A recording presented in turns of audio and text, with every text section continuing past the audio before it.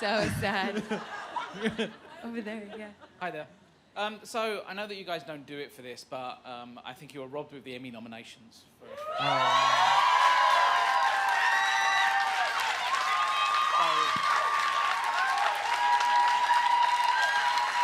So next year, come back and win it for us. But my question is, when you're reading the scripts from the other clones, the ones especially that you're not playing, do you empathise with what's going on with them, or do you try to compartmentalise them?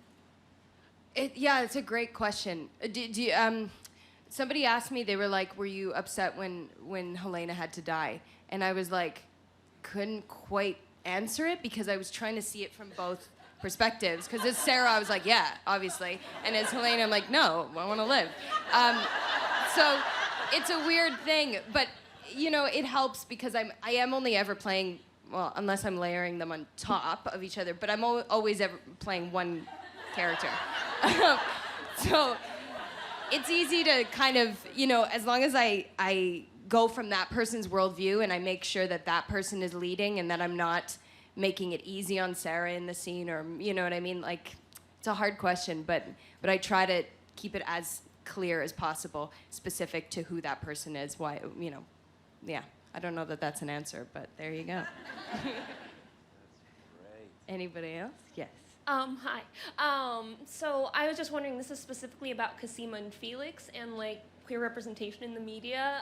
You kind of already got some positive feedback about Cosima, but I'm wondering like what other type of feedback you got, and if the queer community is something you keep in mind when creating those characters. Yeah, actually that's a really interesting question because from the LGBT community, the reaction to Felix was brilliant. I did receive a couple of little things from the straight community, actually, where they felt that he was a bit of an ugly stereotype and he, you know, he's a bit of a cliche, over the top, blah, blah, blah. And my response to that has always been this. You cannot collectively, as a society, decide that you are only going to represent one part of a minority. It's like saying that you've represented black people on television because you air an episode of The Cosbys. That is not true. Just like you cannot put an episode of Modern Family on and say that you've represented the LGBT community. That's unfair, it's exclusionary, and it's irresponsible. So I feel that Felix...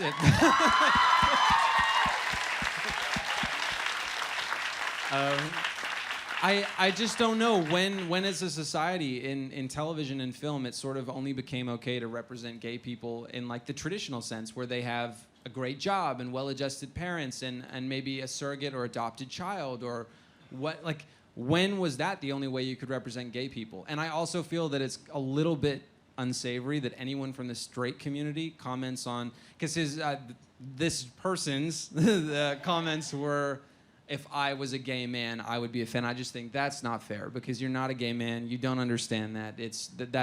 That's so irresponsible as a journalist, as anyone who is writing on a public forum. Not good. So that was my reaction to that. I love Felix to death. Cliches and not cliches and everything. And, you know, maybe that's a choice he makes consciously. Maybe it's a defense mechanism. Maybe there's a million reasons why. He's so much... There are so many more interesting things to Felix than who he's sleeping with. Who is Felix sleeping with? I want to know. Teddy. His name's Teddy. Teddy. Except for Teddy. Is that a question there? Yeah. Do we have... Oh, sorry, go ahead. Hi, I was wondering if you have a favorite and least favorite character to play, and also if you're at all relieved when a clone dies because your job gets a little complicated. No, I'm sad when they die. I'm so sad when they die. I don't want to lose any of them. I don't know that I have a favorite. I think that would be really hard to decide. There's definitely people that, there's certain ones that are easier to access at certain times, like 4 a.m., you know, on Friday night when we've been shooting all week, and I'm like, now I have to be Allison, and I have to be like, ding. I'm like, it's like the last thing I want to do, you know, because her energy is so, and I would much rather at that moment be Sarah or, you know, even Cosima, who has just a bit more of a chilled out energy. But Yeah, I don't know. I love all of them. I really can't pick. It would be impossible to choose. Yeah.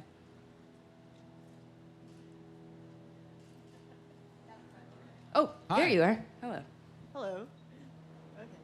I have a question more about the show because I know that all the clones were kind of thrown together, and with Cosima, Beth, and Allison, we don't know how they got together, how they found out about each other. Is there any way that the show will explore that as well next season? Absolutely. I think that's definitely a possibility. I think the sisterhood is probably going to be more clear. We're going to explore that more, how they know, what they know.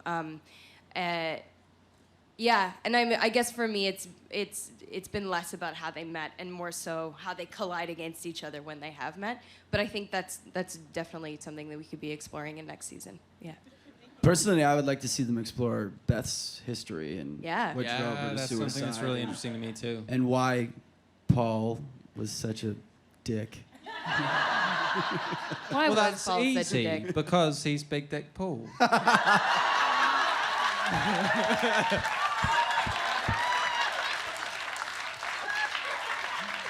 Blammo.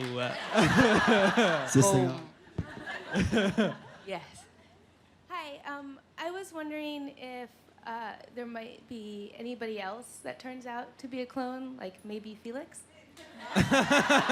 We can hope. Yeah, no kidding. Anything in the Orphan Black universe is a possibility. That is all. That's all. I don't know. We don't know very much about what the future holds. I think the writers try to keep a lot of this stuff a secret for good reason. Sometimes, if you know too much, then you're in danger of telegraphing to the audience, even intuitively or subconsciously, without even realizing it. You telegraph some things that maybe you shouldn't be telegraphing. You give hints at what's to come or what an ending is before it happens, and so that's never great. So they try and keep us in the dark for the most part. But I'm up for the challenge. You'd kill it. I love you. You already kill it. I'm scared. Hi, I'm Kat. Hi, Hey. Kat. So I'm shaking really hard. Me too. We are too. It's okay. I was just wondering, the show is so quotable. The number of times I've said, "Fetch me something gay," is probably too many. But do you guys have a favorite or memorable quote? Oh, yeah. Yeah, go. Does your daddy have a drinks trolley? Adios, dragsters. That's an amazing one. They're all Felix lines, apparently. Felix is like highly quotable. He's got the B.O. He has some of the great. I have, flipping through the scripts, and you get all the buzzer lines, and you're like, oh, yes. Yeah. It's Delphine. She's got baggage. Oh, that one is great. Picking up lattes for Bonnie and Clyde. Oh, I forgot about that one. And one of my favorite What ones about the one that cut. got cut? There was a brilliant scene, actually, at the tail end of that one, at the top of episode 8, where Paul's kind of like getting ready to go out somewhere. And he and Sarah have a bit of an exchange, and Sarah tells me that he's going to be staying at my loft for a while, Felix's loft. And Felix looks at him and says, "You have to nude model for rent." Why did they cut that? And I loved that line. I had so much fun with it. Just chewed on, took a bite out of the couch while I did it. Chewing on the scenery. I also love, Allison has a ton of great lines. Oh, I hate yoga. That was my favorite when, I'm getting really excited. I'm like fanboy. I know, I got one too. I'm like, go ahead, you go. When Sarah's pretending to be Allison and she's looking at the mirror and she's like, "Hello, Donnie." "Hello, Donnie." Ugh. And your little eye roll at the end of it all was just so perfect. I like the one where she's like, "Where are the crackers?" She goes, "I don't know, in the cracker cupboard?" Who has a Or cracker maybe it's cupboard? because you blew the roofer at the cottage. I really just want to play. I just want to play Tatiana Maslany. So do I. I want to do it right now. You could. And the bio picture. It's going to be the it greatest would be role you. swap in the world.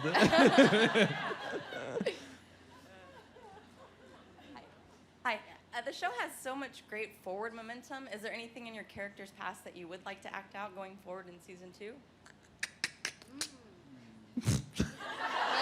What was that? That was me thinking. It was his brain He chugging clicks when he into gear. thinks. Um, Click, click, click. Ah, I'd love to see. Well, I want Paul to be a Terminator. Paul in the military. T2. Like what happened back there in Afghanistan? it'll Yes, be like I- Mallrats with Shannon Doherty, except instead of you changing outfits all the time, you just like you just like only change pants. You're shirtless all the time.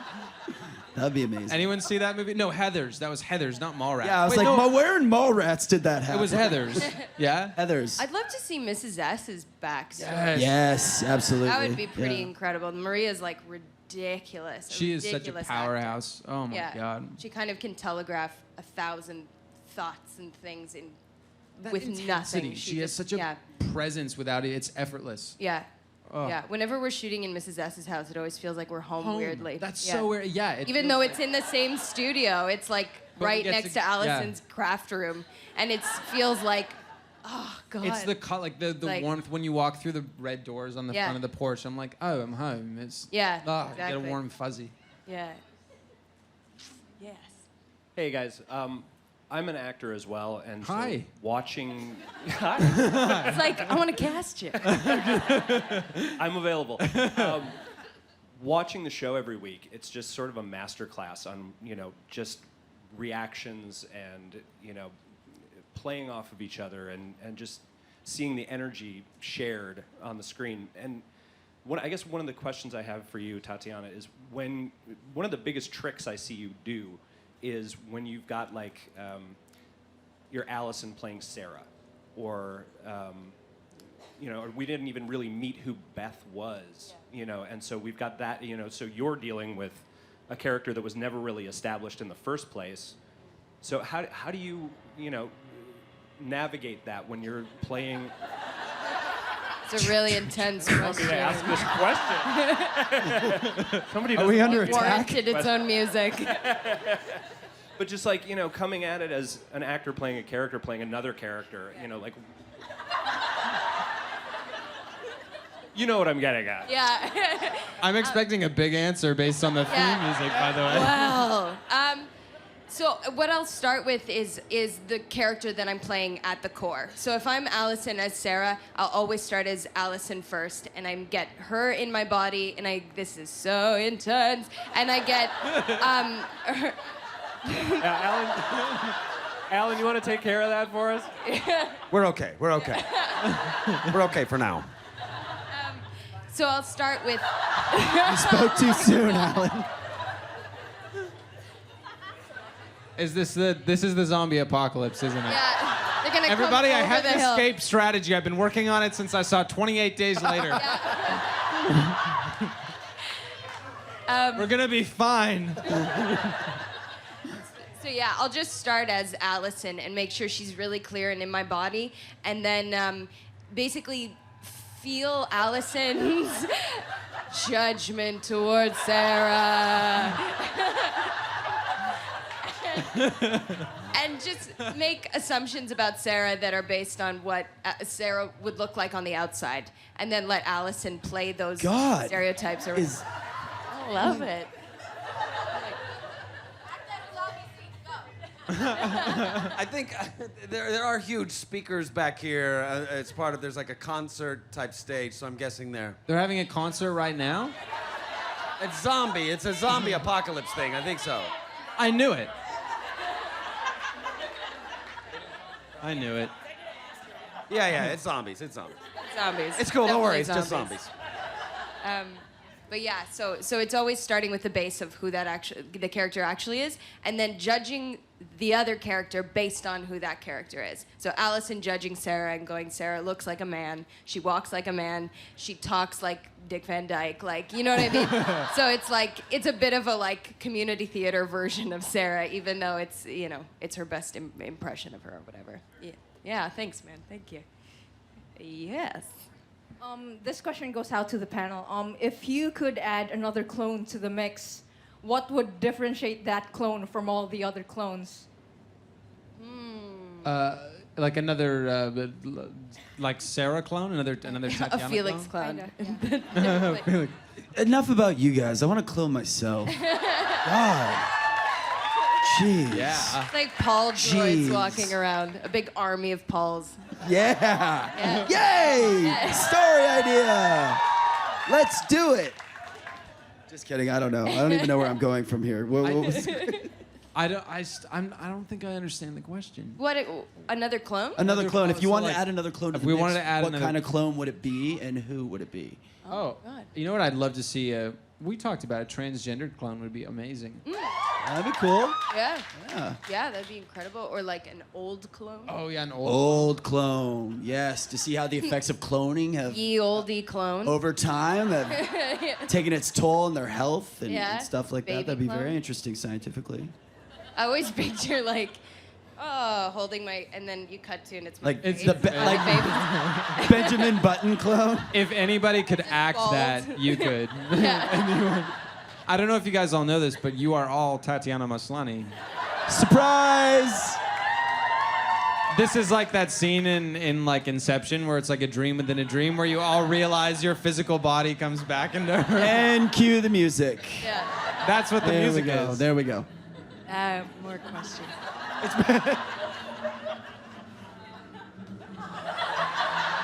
Who dares speak now? Alan, I'm scared. Yeah, nothing to be afraid of.